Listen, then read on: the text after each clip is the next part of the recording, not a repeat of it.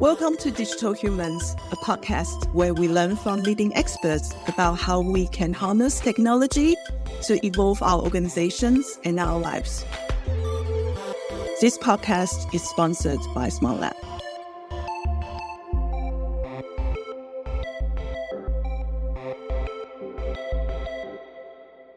Hello, everyone, and welcome to the Digital Humans podcast. My name is Georg Seiler, and I'm joined today by my co-host, Jessie Tung. Hello. This podcast is all about learning from leading experts on how we can harness the best of digital to evolve our organizations and lives. It's about putting people at the center of transformation and harnessing the incredible opportunities that technology presents. Today's episode is about the power of small things that can have a big impact on creating a positive work culture. We'll also be looking at how leadership and technology plays into this, and we're delighted to be joined by our guest today, Lloyd Dean. Lloyd is a global learning and development leader with over 15 years experience helping businesses improve performance through innovative and impactful learning strategies. With a proven record leading award-winning teams at EDF Energy, and now delivering strategic learning support to global clients at PA Consulting, your work has driven business change and shaped learning strategies for major organizations, including one of the world's largest banks and most recently, Global L&D at Axa XL. As an expert in learning and development, he's passionate about fostering positive working cultures and using his expertise to help businesses enhance their performance. Lloyd, welcome. We are excited to have you with us today. Thanks for having me. Great to be here. Brilliant. So let's set the scene a bit. And Lloyd, we'd love to hear a bit about your journey to date and just get to know a bit more about what drives you. Yeah, sure. I think for me, learning has always been a golden thread throughout my whole life and career. And so too has digital. And I know that both of those themes is how we all connected. But I'm very passionate about impact for people and impact for organizations or whatever the nature of the work is. And I believe you can get a really positive human experience and have the impact intended if things are done correctly. So I've been a teacher trainer, and you've mentioned some of the previous roles I've done. I've had my own podcast, often share my thought leadership as well. So all of those things are really what drive me, if I'm honest with you. And with so many different vignettes to your golden thread along the way, can you share a little bit about what it takes to create amazing teams and a positive working culture? I think the question creating a team and first that one person is responsible for that. I think the magic of any team are the individuals. I've really tried to create cultures in the past where people can feel psychologically safe, comfortable in their own skin, because if you can shape a team in the right way, your role essentially as a leader of that team is to bring their skills and their expertise as much up as possible and really navigate that. And so embedded into that, I think, is diversity of thought as well. And I think sometimes when we can talk about things like psychological safety, diversity of thought, people can nod and everyone expects that. But I also think embedded into that is an element of radical candor and being very transparent about expectations and what you're looking to do, because that, for me, is all, in my experience, has always been a true sign of if you really do have psychological safety and people do feel comfortable when you could have those honest conversations. And I just enjoy that human experience, if I'm honest with you, because if I think about teams I've worked in the past, it's actually not the project sometimes that I can remember when we catch up, we talk about. It's the experience we went through as human beings, whether that be on a one-to-one level or a team level as well. Yeah, Lloyd, I do want to dig a little bit deeper on that topic as well. I'm not sure whether you believe that as a people leader, how you communicate and also how you message to the others, that's very important because there will be always an impact, right? What practices or approaches that you have found to be most impactful and effective in achieving the psychological or to create that as psychological safety environments in your workplace? And how can the role of language in the workplace influence the team dynamics? I think authenticity is so important. I think on a human level, people know, don't they? They know if this person is being honest, if they're giving you some BS or whatever it may be, or truly not listening. But actually, when we then think of diversity of thought, which is absolutely critical and needed in teams, that itself can bring up challenges. I've had experiences in the past where I learned very quickly the language I was using in my context was completely different. And even to the certain words would mean different things to different individuals. And so I've actually found labeling to be very helpful. It really helped me in my consultancy time as well. So phrases like, oh, it seems like this topic is really important to you, or I'm getting the vibe that this is important to you, or something like that is a kind of soft way for me to explore if this was a topic or a word or something that meant something to the individual. I also, for me personally, always try to make the statement of with teams I work with that my intent is actually really, really positive, and my intent is to support and guide. If that doesn't come across in my language, please try and take that intent as the driving force, and let's have a chat about the language separately. Again, that might seem simple to some people, but it works really well for me. It diffuses, and it has diffused conversations with individuals. And the other thing is, I would also say context is really important, because a given time for a given individual, we might use the same language, but for them, with other things going on in their lives, that language can be misconstrued. So I also think it's important to really empathize and be in touch with what's happening in the lives of the people you're working with. For whatever reason, I feel like that's a strength and skill of mine, and something I really try to dial into. If I may ask a follow-up to this, how do you find the role of adapting to the channels? So when you're with someone in a face-to-face context, you have all these other things there, at your disposal, in terms of it's not just the language, but people can sort of hear your tone of voice and see your body language, and there's all the kind of that contextual stuff. Do you make a very conscious effort when it comes to say digital communication methods? Do you pay more close attention to that, or do you think that's something that we could sort of take as an insight? I think it's something we could really think about. I must be honest, I do think about these things, but sometimes in this space it's more reactive for me. But there are little things. For example, sometimes on, let's say, Microsoft Teams, I might share a 1-minute video of me talking about a topic to someone one-on-one, because I'm just trying to see if it works. I'm trying to connect in a different way. I'm the type of person, if you get a WhatsApp message from me, it's going to be a voice note. When I've led teams in the past, or even when you work with a team, you build up a digital footprint of the individual in terms of how they typically respond to an email or to a Teams message or whatever it may be. And I think sometimes we notice those things when they don't happen. So I think they can be used positively. But then, even if I've got a difficult conversation to have with someone, I think sometimes it is easier to write that. And I do try and challenge myself. Am I avoiding this? Is this going to be an easier conversation to have in the long run? Am I thinking about conflict in a different way? Is there a way in which I can flip this around? And so then having those conversations on the phone, I think sometimes are also quite impactful. So I do have a follow-up question regarding labeling, because I was very interested in the type of techniques you would apply as a leader. To me, I think it was the music to my ear. It's new as well. So how do we apply labeling techniques in our day-to-day as a people leader? That's a difficult question, because it's actually some of these things I've learned innate, and you just pick up as you go along. But having statements and phrases that work. So I referenced one that I'd mentioned a minute ago, like it seems, or what's coming across as starter, because quite often in the past I observed some people doing it, but we make statements that might be judgmental to the person you're interacting with. Or why did you do that? Or I think, I believe it. Using a kind of third person statement, I think, is helpful, because it just plants something up, and it's an invitation for someone to either respond to, and then you to respond to beyond that. And for me, when I use those types of statements, it's probably more critical. It's what's the context? So if I feel either heightened emotions, heightened sense of interest, or if someone's going back in on themselves, that for me is the trigger. Because if I use them outside of that context, I don't feel they offer as much value in that sense. So I suppose what my response is, it's not only just what we say, it's the how and when we do it as well, which is also important. Sounds great. Yeah, I have learned something as well during the last 20 years. One thing I have learned is never respond when I'm incredibly emotional. So always take a bit of a break, and then before I respond in any situations. So today's thing is about the power of the small things. I would love to know what you consider to be essential traits of an effective leader, especially when things are not going well, when you have to have a difficult conversation with your team.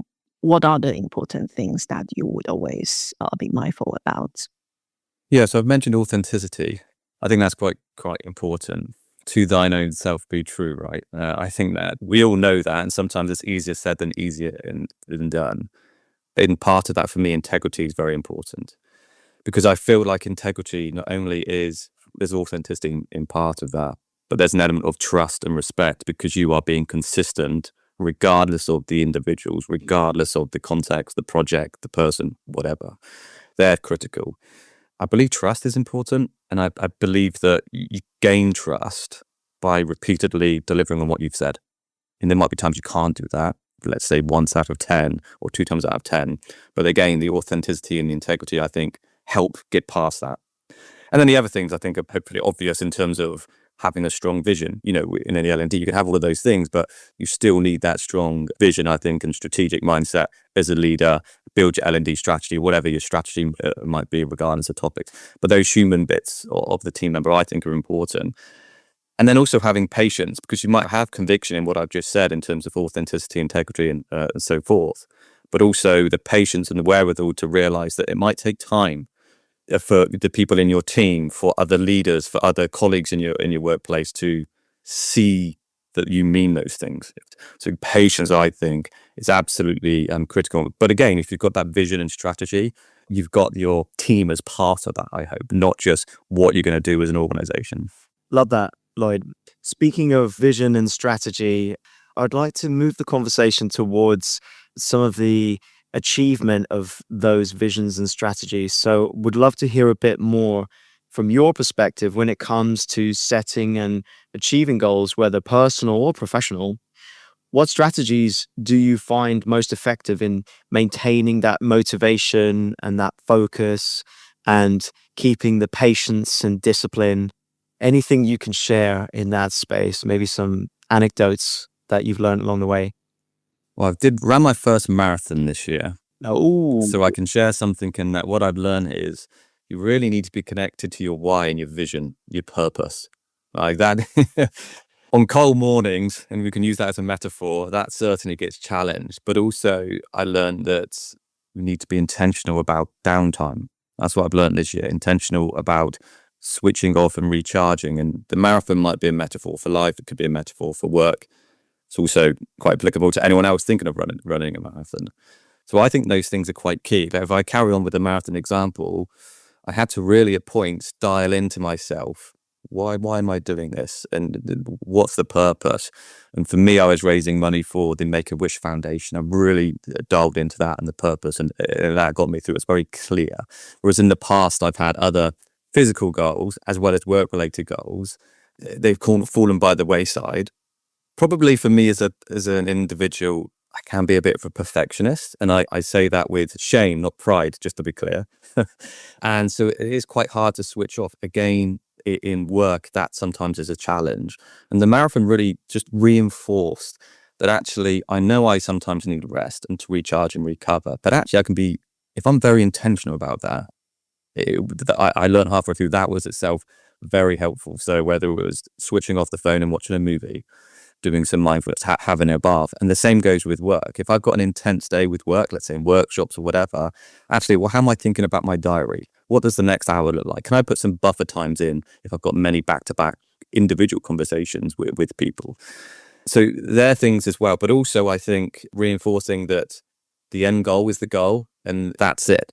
So if I have some better days and some worse days, sometimes all I needed to do was just focus on today, and sometimes just turn up. And again, that metaphor for me personally, I've been able to take from my marathon training and put into my workplace for sure. yeah, and I imagine sometimes the courageous outcome is just the courage to say, today wasn't that great, I'm going to go again tomorrow, right? And like you say, just being patient with yourself and very intentional about knowing what's driving you. Yeah, definitely. How was your marathon, by the way? Tell us how was the experience for you? The experience was great, thank you. I was a little bit poorly on the day, so actually, this conversation we're having was quite applicable on the day, because I had to have a conversation with myself that the time didn't matter; it was just doing it and stuff like that. But yeah, a great life experience for me, one I'm really quite proud of actually for the dedication I put in this year. And just as you were kind of talking there, it got me thinking about something else. There's also other people's expectations, what other people say. I use the marathon metaphor again. Lots of people would say to me, "What time are you looking for? Are you hoping to get this?" And I was thinking, why are people talking about? Why am I feeling this? Like, why am I taking their stuff and it's being put on? Because I've said, yeah, maybe I should run under 4 hours. Maybe I should do this. And the same goes, I think, when we have other goals, especially work related. If we're very clear on our why, I think we have to focus on that, and we agree what we want to do. We focus on that rather than this external influence can sometimes come into our lives. I guess the key question is, would you do again as well? It sounds like it's a good thing to sign up to. Maybe I should put that my New Year resolution in the 2025. That'd be great, Jessie. I'm gonna do it. I'm gonna do another one in November. I'm just sourcing. Oh, wow. I'm just Okay. sourcing the location as we speak, because it just brought so many benefits to me. Beyond the actual medal, for my mental health, for my physical health, and I had all of the data to show me the benefits of that, to clear my mind. It was very meditative. Yeah, it was. I mean, I highly recommend it. I think actually, in the topic of running, we put a lot of pressure on ourselves sometimes to gain on time, in terms of what we should and shouldn't be doing. But I learned just to let go during the marathon training and just enjoy the process. And I'm trying to bring that into other aspects of my life.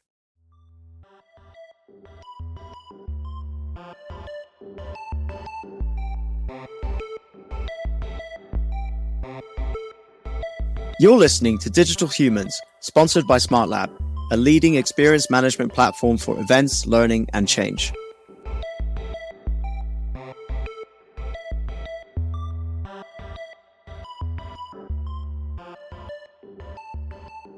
So Lloyd, I'm thinking, right, the whole thing about this episode is the power of small things. So it's almost like, this seemingly small things can have great ripples along the way.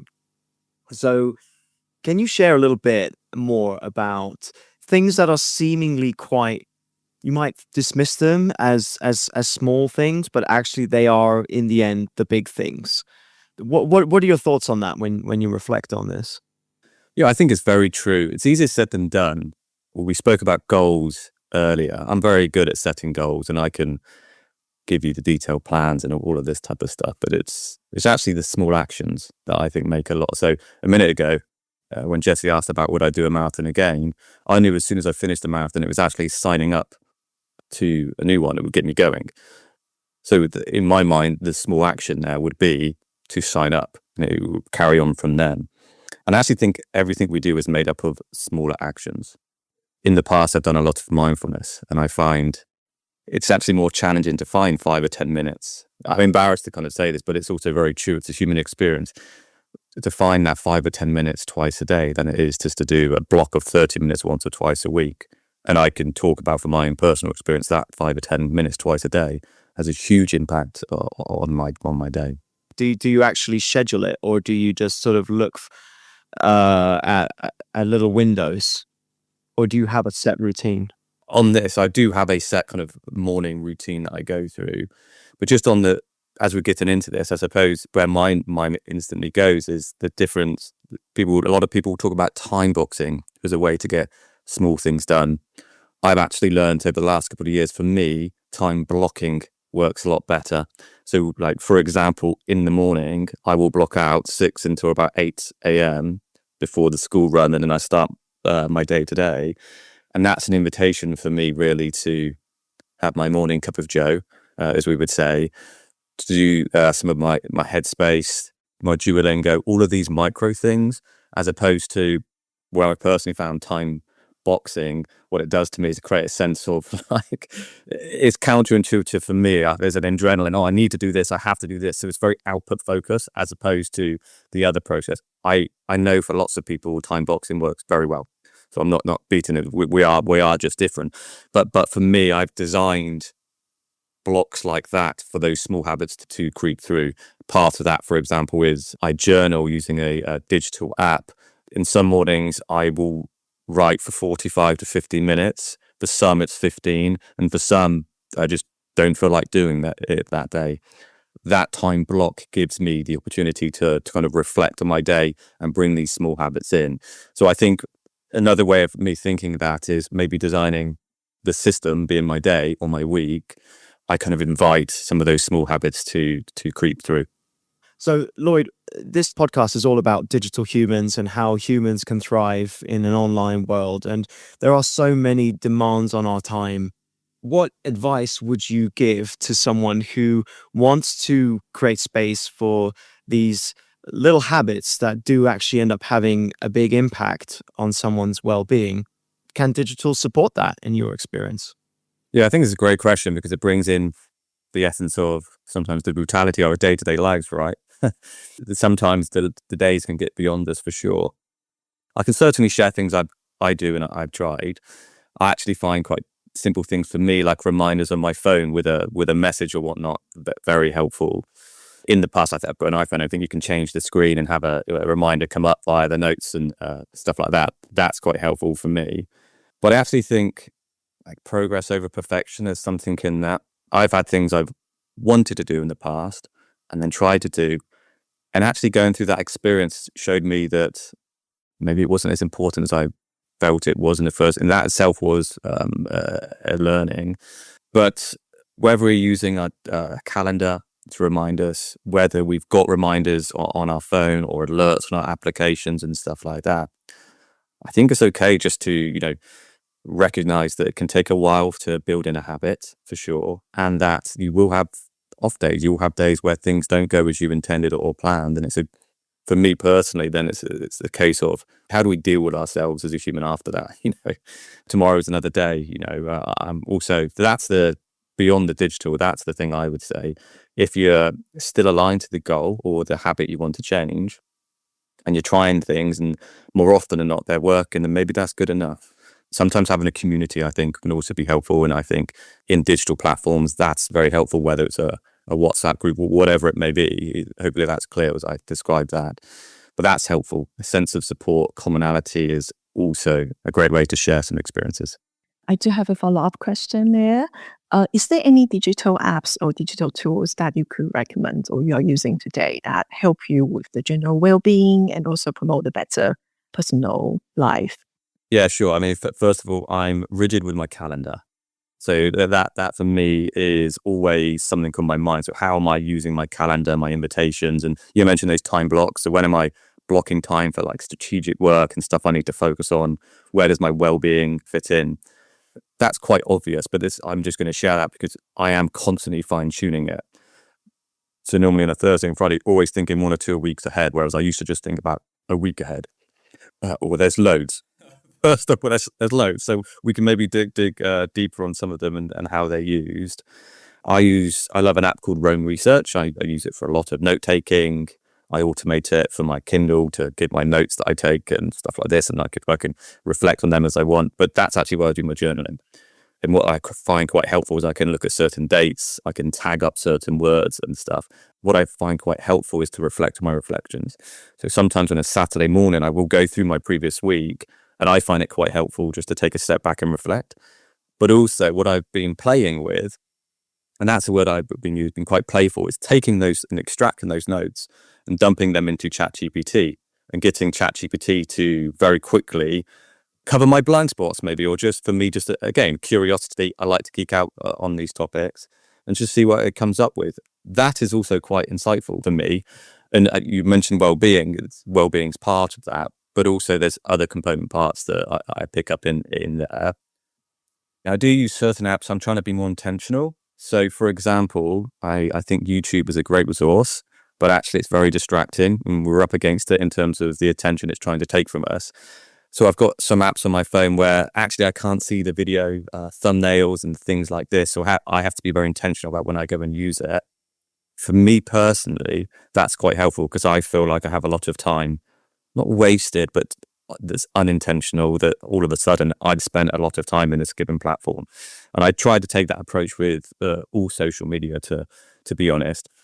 And then, you probably, if I say mindfulness apps and stuff like that, we could probably, we don't need to go into too more details, but actually I find like the basic timer. So sometimes I will do a breathing exercise if I'm on the train, if I'm somewhere, and have a repeated timer where I can just breathe in for a certain period, hold my breath, and so forth. The final one I would add to that would be, from a well-being and health perspective, is my Apple Watch. So I've got an app on my phone called Athletic. I know a lot of people might use Garmin and have a similar functionality. But each morning I'll sit on the edge of the bed, do a certain recording. So I'll get my heart rate variability. I'll get all of these core components of data, which just gives me another layer of insight.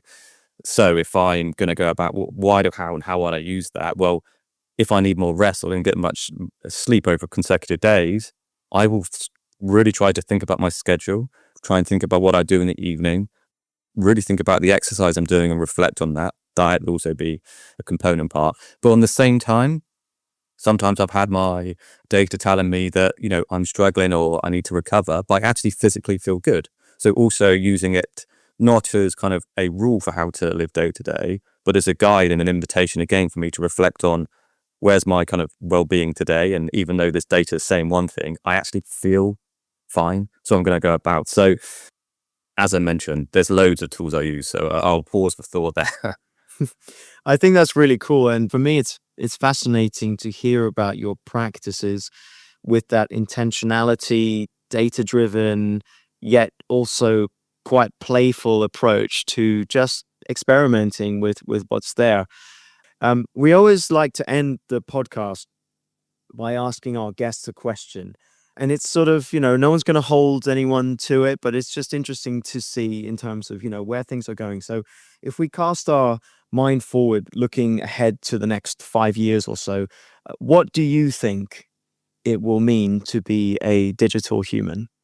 I think one of the key component parts will be, one of your previous guests mentioned this as I listened on some of the shows, digital, and if I go to AI, it's going to become more human. I concur with that, but I actually feel the human will need to become more human at the same time. So I've given you some examples there of like how digital tools, and I'm not the only person who uses digital in such a way, but I actually think people are going to need to use it in such a way. It's not just going to be the enthusiasts who are using AI on a daily basis or assistance in such a way. I think that's going to become normal within the 5-year realm you've spoken about. So the ability to be comfortable with that, and actually less the technology, but more the rapid change. I think that's going to be required. That's going to be part of the digital human experience. And also curiosity and joining up the dots. But the human experience, I think, is going to be amplified.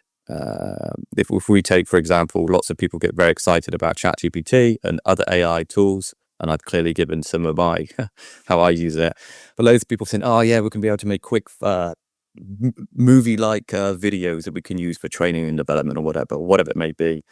But very quickly after that initial bubble, I think the wow factor is going to go from there, and people are going to be yearning for something different, right? So either we look in the in cinema, we might see some directors and producers already using AI for reverse aging or whatever it may be.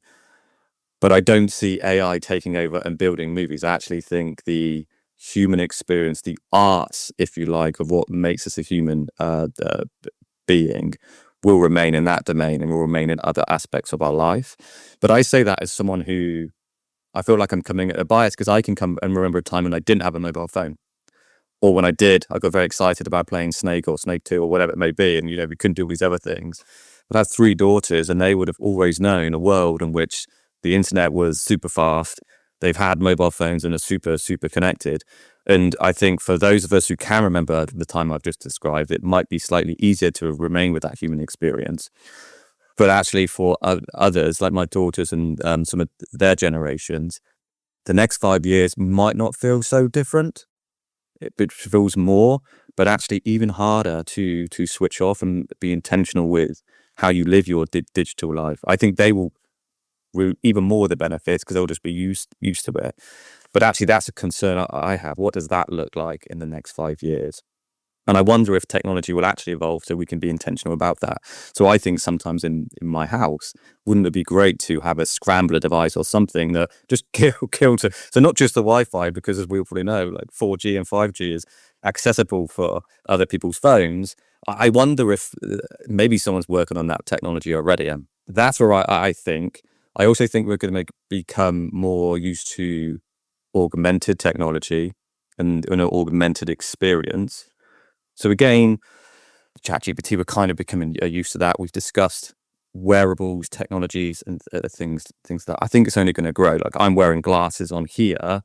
I foresee the microphone that is used on my phone to potentially be used in here. You can get running headphones that have such a thing, optical lenses and whatnot. So I see all of our kind of experience being augmented, and then AI bringing that experience together. And how do we've got all of these kind of reference points we use in our day-to-day life, and at the moment it's quite manual, and some people are doing it differently, as I kind of described my experience today, to bring all your kind of life data points together.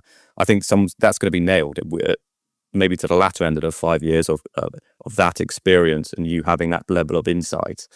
And I could continue. I think it's fascinating. Personally, I'm quite excited. I know a lot of people who are quite anxious about where we're going to go with technology, but all for the good in my mind. Fantastic. Thank you so much for joining us, Lloyd. And it's been a great pleasure to hear your story and your insights. And we want to thank everyone who's tuned in for listening to the Digital Humans podcast, Power of Small Things today. Thank you so much, Lloyd. Yeah, thanks for having me. Thank you. Thank you.